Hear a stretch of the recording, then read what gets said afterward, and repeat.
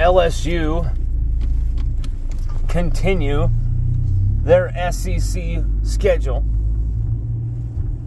facing Arkansas at home this Saturday night. And Arkansas coming off a loss to BYU, while our Tigers, well, we know what happened on Saturday. An absolute kitchening, whatever that means, of Mississippi State. Ruthless, vicious, brilliant, special. Historic, really, that game. Some of the numbers put up just insane from Jaden Daniels and Malik Neighbors.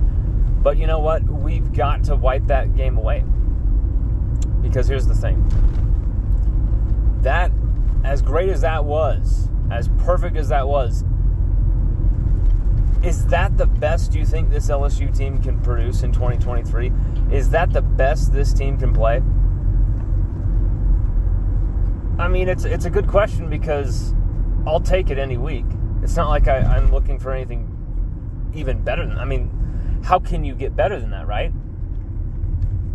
Well, I mean, we asked the same question after LSU Florida in 2019, when Burrow in that offense scored, 42 points from 45 plays. Burrow was just unbelievable. Clyde Edwards-Helaire was unbelievable. Jamar Chase, Justin Jefferson, everyone played their part and was brilliant.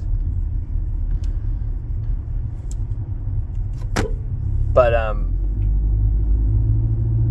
this was something otherworldly because of maybe the criticism Jaden Daniels was facing going into this game, the high stakes for LSU going into this game. A lot of people were wondering, will the real LSU stand up? I think we found that out.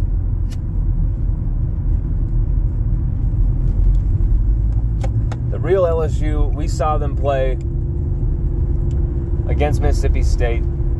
That should be the team that comes out there every week. And there were some personnel changes, some different personnel thrown in there, some different lineups, and I think it made all the difference. Whit Weeks coming in, his speed, his hitting ability, it just allowed Harold Perkins and Greg Penn to really do what they do best, and you saw an explosive linebacking core. Not to say Omar Speights can't play himself back into the equation, but oh my God, what you saw from Whit Weeks after last year, what we saw from freshman linebacker Harold Perkins, it's just like, damn, Matt House just keeps getting gems, doesn't he? I mean, going in to face this Arkansas team, which, you know, it's very interesting because people who've been really into the LSU program for a long time really know the recruiting angle of this whole thing as well. Really into deep takes on the roster. This little bit will kind of hit you even more than maybe other people. But former Tigers. There's 2 former Tigers on Arkansas.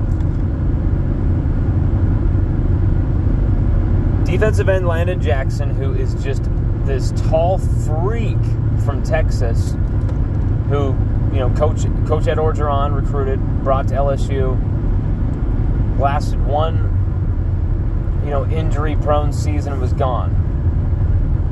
You know, he never, I mean, he was on the sidelines basically and was gone. That was it. I mean, blink and he never played a snap for LSU, I don't think. I'll have to look that up, but I don't think he ever played a snap for the Tigers. But he has been able to go to Arkansas and reinvent himself and kind of have the career he should have at LSU. I mean, last year it was really about him just playing an entire season. It wasn't about being an all-pro or, you know, all-SEC. It was really about just playing a full season and staying healthy. And he did that. And now you go into 2023 and he's expected to produce. Well, Landon Jackson already in 3 games, leading the team, Arkansas, with 6 tackles for loss through 3 games. and 2 sacks. Second on the team with 2 sacks. Very impressive numbers. I don't know if you saw that he was one of the 3 players that Sam Pittman chose to represent the team at SEC Media Days as well. And so Landon Jackson,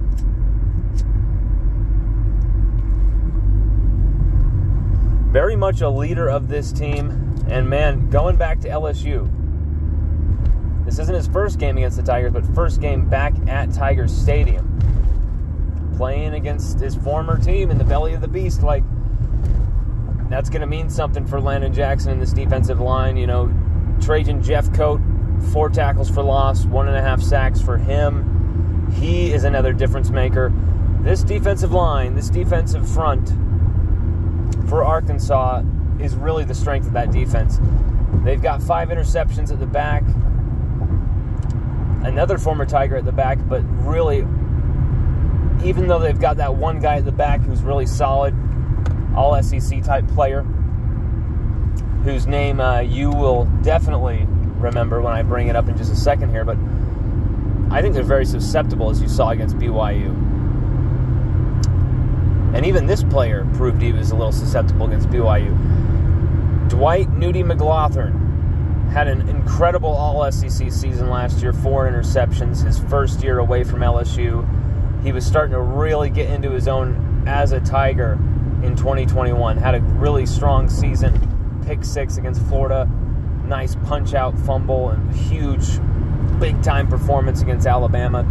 Strong tackling performance, mature performance against Alabama there in 2021 when we only allowed 6 rushing yards. And he has continued to excel in Fayetteville. 4 interceptions. He's got 1 this year. 5 interceptions. 4 last year, 1 this year. And 1 already this year, 1 pass breakup. But he allowed a touchdown this last weekend against BYU at home in their 38-31 loss to BYU. Now, what's very interesting about Arkansas, and I mean, this is a team that averages 13.5 penalties. Does that sound familiar? If it does, it's because LSU have been winning games, or should be winning games, against teams that have been racking up the penalties. Florida State racked up the penalties, and we didn't punish them. Mississippi State racked them up. Grambling racked them up. We made them, absolutely pay for every single one of those. With a first down, with a touchdown, with really moving the ball on them. We made them pay for every one of those offensive or defensive penalties. Now, most of the penalties for Arkansas come, that's funny, I literally mistook Arkansas for Alabama. What does that tell you about the state of Alabama right now? I've never been so happy to make a mistake in my life. Arkansas, with these 13.5 penalties, most of these penalties come from the offensive line.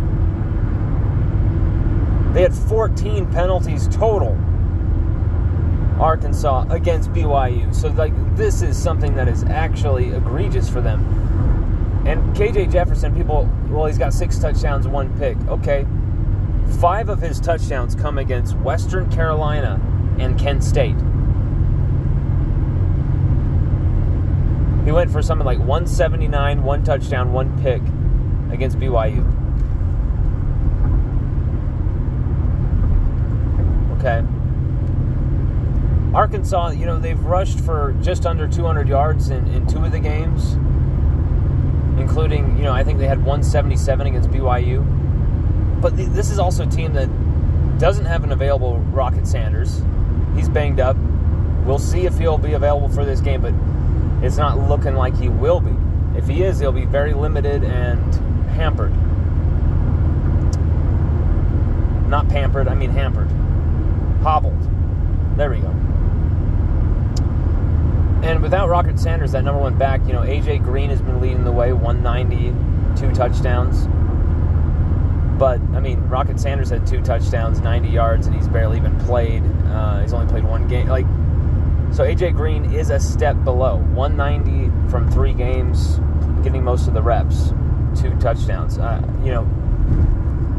Armstrong is their leading receiver, 197, 2 touchdowns as well. They've got 3 receivers over 100 yards, but no one over 200, whereas, LSU, you got Malik just under 400 yards at 393, and you got Brian Thomas Jr. in the mid-200s, Kyron Lacey at 98 yards. So you've got LSU with some way better receiving core than Arkansas. I mean, people were worried about Arkansas's receivers. Going into this game, I remember people saying, Arkansas's receivers could kill us after watching the Western Carolina game. And, that might still be true because LSU's defensive backfield gave up a lot against Grambling, where it's like, okay, that might not be like a ton. You only gave over like 200 yards against Grambling. Okay. Against a really good team, you're probably giving up 500 yards in that game with the type of coverage we had. I mean, the quarterback for Grambling was putting the ball right on the money. And so maybe that is a really good timing for LSU to have their defense kind of getting themselves figured out here. I mean, you think, okay, you're without Greg Brooks Jr., a starting safety. You're without Omar Spates, starting linebacker. Well, he might be probable for this game. I think he's nearing a return. Should be back for this game. My bad.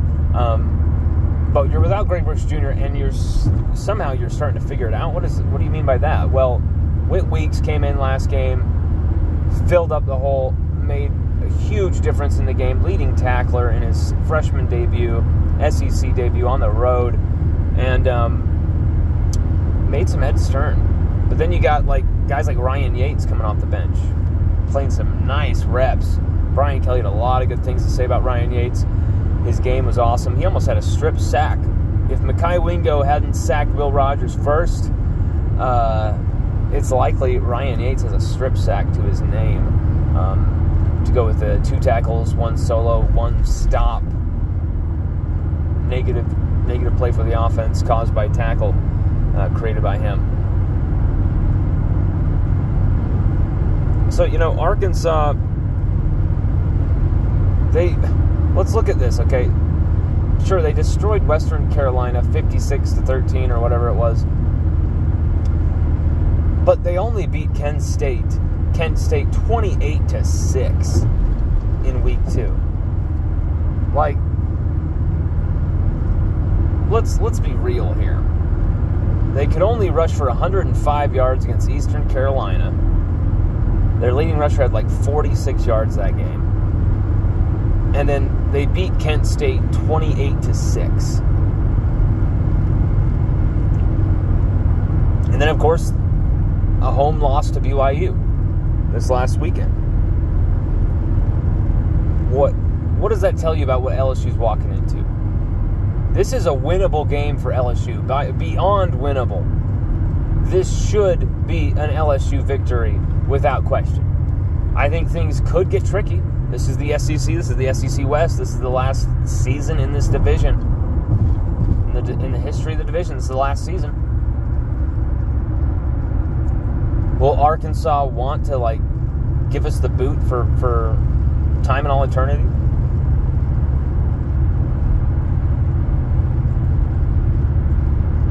And by the boot, I mean the giant trophy. I hope you understand that. If you're not a Tiger, if you're calling yourself a Tiger fan, you don't know what I meant by the boot.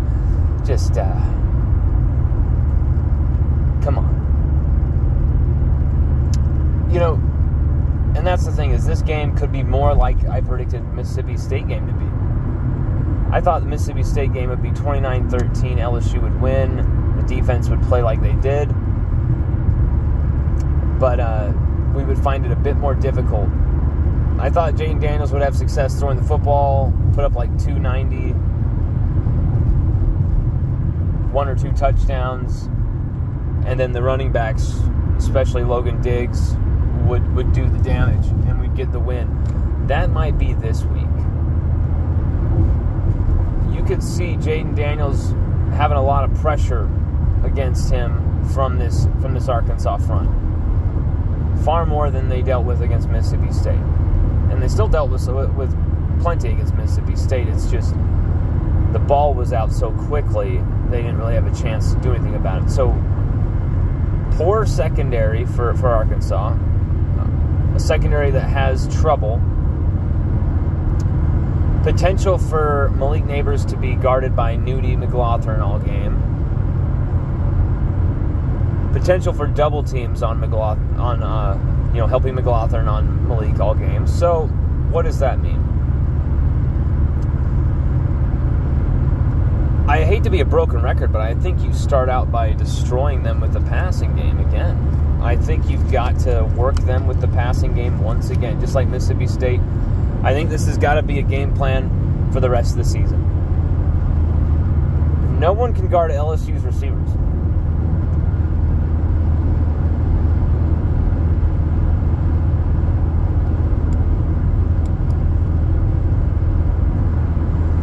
I don't know if everyone just figured that out, just barely. But when you actually lead these receivers at LSU into space, when you give them a chance with the football, they are going to win 99.9% of their battles. Like, that is no joke.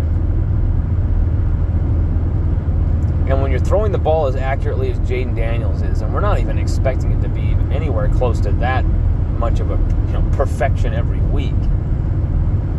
But if you're throwing it even close to that accurate like Jaden Daniels is, my God, you have to take advantage of this. This might be a game where LSU feed the tight ends early, feed the running backs in the flat early, start running the ball a little bit, and then suddenly in that first drive, second drive, they just throw it deep out of nowhere. Play action, bootleg type thing, something.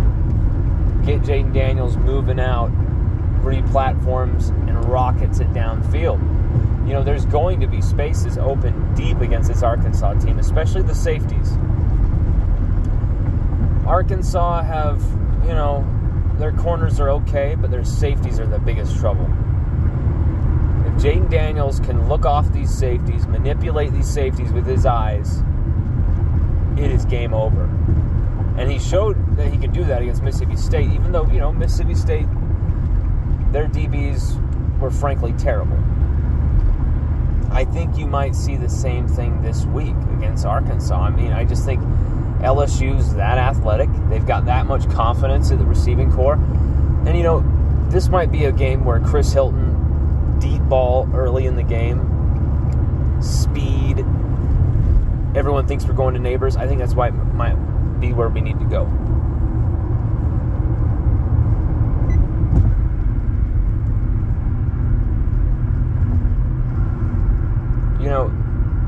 This is a game where LSU, if they allow Arkansas to get any type of rhythm early offensively,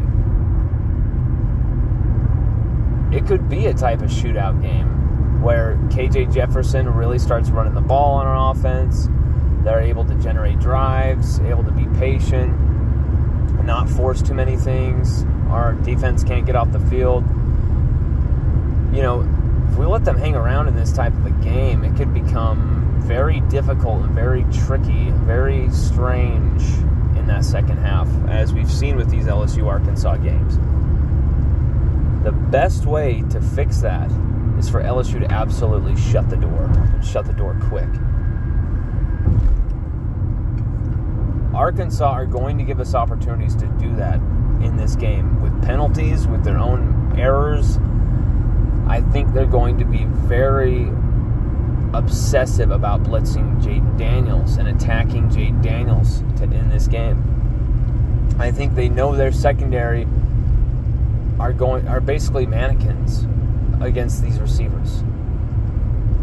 And I think they know their only way to victory through this game is by savagely attacking Jaden Daniels as much as they possibly can. I mean, that's what I would do, and I would do it with disguising your pressures, being creative with your blitzes, being smart with your blitzes, really, really confusing Jaden Daniels of where it's coming from. moving guys around, having Jeff Coat coming off the edge, having Jackson coming through the middle, manipulate things. It is hard for me to see, though. This offensive line for LSU has had some great games. They've had some worrying moments as well. But I'm starting to feel like this is an offensive line that when defending their quarterback in the past, when we're talking about pass blocking, this offensive line has been a wall. I mean, it's been rare they've allowed sacks against Jaden Daniels in the passing game. Florida State, there was a few moments. Last week, when Lance Hurd came in the game, there's a few moments, but really, away from that, not much. And so you want to see LSU take advantage of this. I really do believe Arkansas are going to give us a chance to go up by 3 scores early in this game. And can LSU punch this thing in? Can LSU take advantage? Can LSU hit this in the red zone? Punch this in time after time after, because that's what it's going to take. LSU are going to need to score over 35 points to really kill this team off, in my opinion. And I don't think Arkansas can put up 35 points against us. But I just feel like that is, you go up 34-7, something like that, it's done.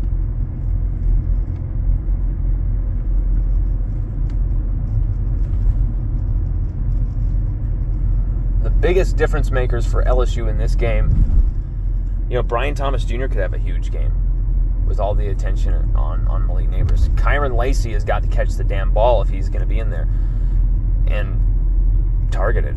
Chris Hilton Jr., I expect him to get a start again. I expect him to be somebody they look for on the deep ball early. Absolutely use this young man's speed against Arkansas's, kind of lackadaisical corners and confused safeties. I really do believe LSU can absolutely murder this secondary. Jaden Daniels can find the windows, destroy them, then open up his own lanes for the running the ball. They're going to try, Arkansas, they're going to try and do whatever they can to stop Harold Perkins after what he did to them last year. And I think being so gung-ho in stopping Harold Perkins, that's going to allow lanes for other people to make plays. And so this might be a game for Braden Swinson to make some high-impact plays. Might be a game for Savion Jones to make more high-impact plays. Major Burns blitzing into the backfield. This is a game where you don't worry about Arkansas's receivers.